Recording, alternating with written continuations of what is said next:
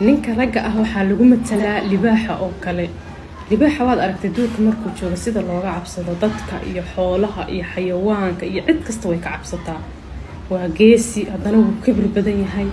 boqorka duurka weeyaan, cid walba way ka baqdaa. laakiin midka rabaayada ee beeraha ku jira ninka xanaaneeya sida uu ula dhaqmo waad aragteen. afka gacanta laga geliyaa, markaasaa afkiisa waxa ku jira laga soo bixiyaa, afkana cuntada loo geliyaa. macnaha waa la maamulanayaa, sidii la doonaa laga yeeli karaa. raggana waa sidaas oo kale. haddaad isku taagto ninka ragga ah oo la ficiltanto oo aad la murantid waad kala jabaysaa runtii. sida libaaxaba duurka markuu joogo wixii ka hor yimaadaba uu u jeedo u baabi'iyo. marka weligaa iyo allaha ninka ragga alla lama doodo, ficil lama tuso, lama murmo, la iskuma taago. kaliya waxaa la isku dayaa in la koolkooliyo, hadalka loo macaaneeyo, cuntada loo macaaneeyo, wax walba loo wanaajiyo. wax walba oo uu hayo oo gacantiisa ku jira markaas adaa qaadanaya.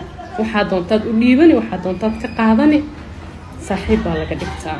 weligaa haddaad doonaysa nin wanaagiisa hana la murmin, hana isku taagin, ficilna ha tusin.